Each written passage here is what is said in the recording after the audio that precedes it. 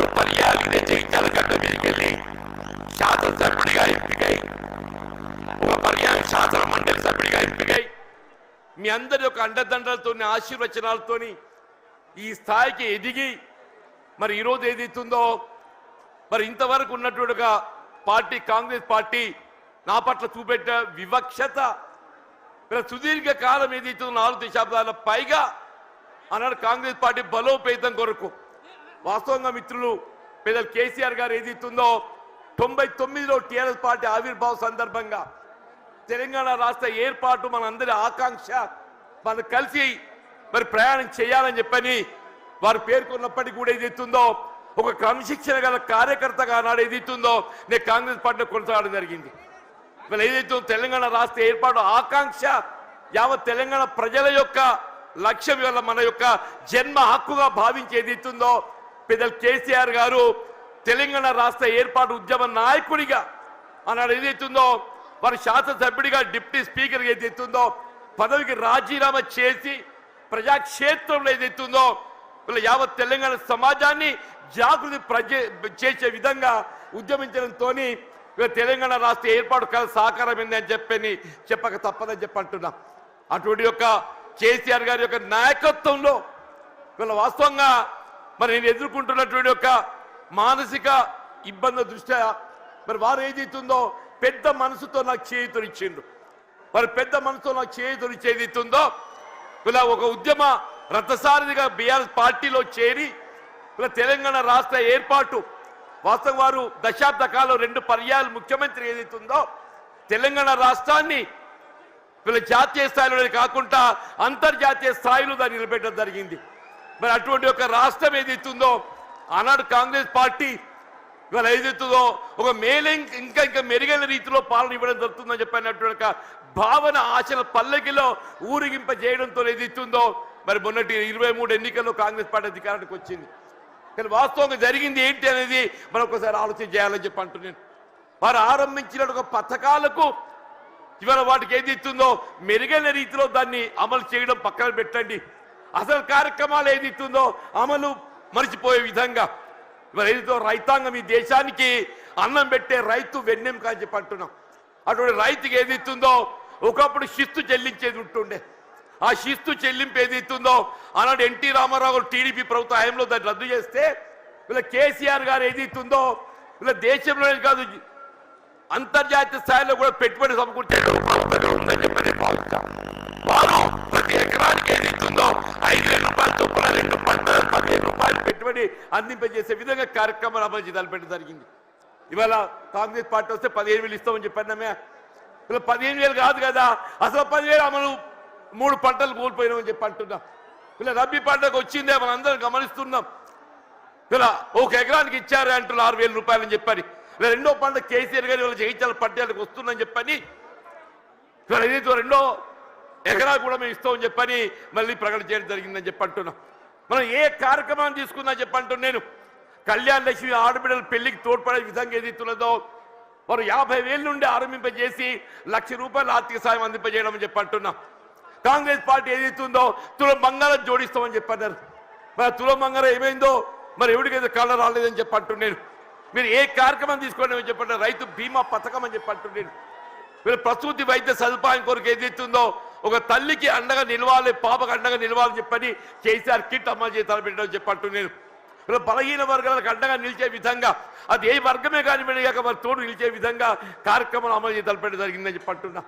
మరి అటువంటి ఒక నాయకుడు మరి బీఆర్ఎస్ పార్టీ అధ్యక్షుడు తెలంగాణ రాష్ట్ర ఏర్పాటు ఉద్యమ నేత ఆధ్వర్యంలో ఏదైతుందో ఇవాళ నేను ఏదైతుందో బీఆర్ఎస్ పార్టీలో చేరి వారి నాయకత్వం పనిచేసే అవకాశం నాకు కల్పించినందుకు ఏదైతుందో నేను వారికి హృదయపూర్వకంగా ధన్యవాదాలు చెప్తామని చెప్పంటున్నాను.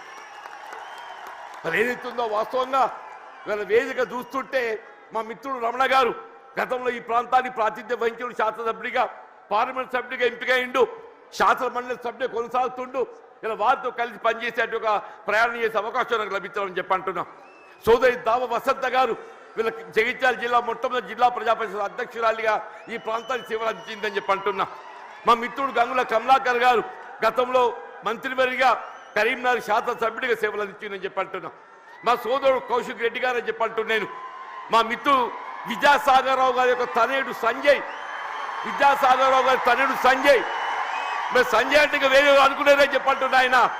ఈ సంజయ్ వేరు. ఈ సంజయ్ ఏదైతుందో అకుంఠిత దీక్షతో ప్రజాసేవ చేయాలని సంకల్పంతో కేసీఆర్ నాయకత్వం కొనసాగుతున్నట్టు మా మిత్రుడు విద్యాసాగర్ రావు గారి తనయుడు అని చెప్పంటున్నాం. ఇలా జిల్లా బీఆర్ఎస్ పార్టీ అధ్యక్షుడు విద్యాసాగర్ రావు గారు మా అందరినీ సమన్వయం చేస్తాను ముందుకు వచ్చినటువంటి ఒక సోదరుడు పల్లా రాజేశ్వరరెడ్డి గారు, ఇంకా వేదికపై ఉన్నటువంటి ఒక శాసన మండలి సభ్యులు, ఇవాళ ఇంకా ఇతర మిత్రులు అందరూ కూడా అందరికీ నేను చేతులెత్తి నమస్కరిస్తానని చెప్పి అంటున్నాను. ఇంతకాలం ఏదైతుందో వాస్తవంగా కేసీఆర్ గారు అంటే నా మొదటి నుండి గౌరవం, ఇద్దరికి వ్యక్తిగతంగా అనుబంధం ఉందని చెప్పి అంటున్నా. మేము ఏదైతుందో విద్యార్థి దశ నుండి మేము కలిసి ప్రయాణం చేసినటువంటి వాళ్ళం. వీళ్ళ భిన్న అభిప్రాయాలు, భిన్న రాజకీయ పార్టీలు, మరి వేదిక ఏదైతుందో మరి కలిసి ప్రయాణం చేయలేకపోయినా కానీ ఇలా అభివృద్ధిలో ఏదైతుందో వారు 2014 తెలంగాణ రాష్ట్రం ఏర్పాటు అయినాడు ఏదైతుందో నేను శాసనసభ్యులు గెలిచానని చెప్పంటున్నా. నాపై గౌరవంతో నాకు ఇప్పటికి గుర్తు చేస్తున్నా మీకు. అన్న బోర్లపల్లి వంతెన అని చెప్పంటూ నేను గోదావరి నదిపై వంతెన నిర్మాణం చేస్తే అటు ఆదిలాబాద్ ఇటు ఉమ్మడి కర్నూలు జిల్లాలు కలిసి ఏర్పడతాయని చెప్పని ఒక విజ్ఞప్తి చేయడంతోనే వీళ్ళ మొట్టమొదటి ఉమ్మడి కర్నూలు జిల్లాలో వాళ్ళు మంజూరు చేసినటువంటి ఒక పథకం బోర్లపల్లి ఒక వంతెన అని చెప్పంటాం. ఇలా అభివృద్ధికి ఏదైతుందో రాజకీయాలు లేవు, అభివృద్ధికి రాజకీయాలు లేవని చెప్పంటున్నా.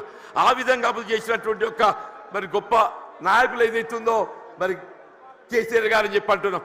మిత్రుడు కొప్పుల ఈశ్వర్ గారు ఏదైతుందో ధర్మపురి శాసనసభ్యుడిగా వీళ్ళ మంత్రి వర్యుడిగా చెప్పంటూ నేను వాళ్ళు ఏదైతుందో రోడ్ల వాగు ఆధునీకరణ వారి యొక్క ఈ ప్రాంతం అంతా సస్యశ్యామలం కావాలని చెప్పంటే ఆ ఆధునీకరణతో అది సాధ్యమవుతుందనే ఒక భావనతోని మరి కొప్పుల ఈశ్వర్ గారు ఏదైతుందో మరి కేసీఆర్ దృష్టి తీసుకెళ్లడం, వారు ఏదో మంజూరు చేయడం, మరి ఏదైతే ఉందో మన మొత్తం ప్రాంతం జగిత్యాలే కానీ ధర్మపురి కానీ చెప్పంటున్నాం. జగిత్యాల, ధర్మపురి, కోరుట్ల, వేములవాడ, చొప్పదండి మనంతా అన్నదమ్ముల్లాగా జగిత్యాల జిల్లాలో కలిసి ఉన్నట్టు వాళ్ళని చెప్పంటున్నాం. ఇలా అభివృద్ధికి సంకేతం బీఆర్ఎస్ రాజకీయ పార్టీ అని చెప్పంటున్నాను. ఇలా 10 జిల్లాలు ఉన్నటువంటి యొక్క తెలంగాణ రాష్ట్రాన్ని 13 జిల్లాలు అదనంగా ఏర్పాటు చేసి దాని 23 జిల్లాల తెలంగాణ రాష్ట్రానికి రూపొందింపజేసినట్టు ఒక ఘనత వీళ్ళ పెద్దలు కేసీఆర్ గారిని చెప్పక తప్పదని చెప్పంటున్నారు. అని అందరూ కూడా ఆశ్చర్యపోయారు ఈ కొత్త జిల్లాల ఏర్పాటుతోని. ఇది నిజంగానే సాధ్యమేనా అని చెప్పని వీళ్ళ నూతన జిల్లాలు ఏర్పాటు కావడంతో ఏదైతుందో వైద్య సేవలు మెరుగు కావటం అని చెప్పంటాం. వైద్య సేవలు మెరుగు కావటం మన జగిత్యాల జిల్లా ఏర్పాటు కావడంతో ఏదైతుందో మన జగిత్యాల ఏదైతుందో వైద్య విద్యా కళాశాల, అసలు మన జగిత్యాల జిల్లా కేంద్రంగా వైద్య విద్యా కళాశాల ఏర్పాటు సాధ్యమవుతుంది ఆలోచన కూడా మీరు తప్పని చెప్పంటున్నాం. కేవలం కేసీఆర్ గారి యొక్క ఆలోచన, వారి యొక్క దూరదృష్టి, వీళ్ళ నూతన జిల్లాలు ఏర్పాటుతో ఏదైతే వైద్య విద్య సదుపాయాలు మెరుగుపరచొచ్చని చెప్పిన భావంతో వీళ్ళ నూతన జిల్లాలు ఏర్పాటు చేయడము, జగిత్యాల జిల్లా కేంద్రంగా వైద్య విద్యా కళాశాల రూపొందడం, వీళ్ళ వైద్య సేవలు విస్తృంపజేయబడడం చెప్పంటున్నా.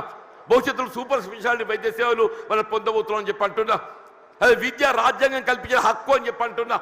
ఆ రాజ్యాంగం కల్పించిన హక్కు విద్యకు సంబంధించి ఏదైతుందో నిరుపేద వర్గాలు, బలహీన వర్గాలు, జ్యోతిబా పూలే అటువంటి ఒక గురుకుల ఆశ్రమ పాఠశాల చెప్పంటున్నా.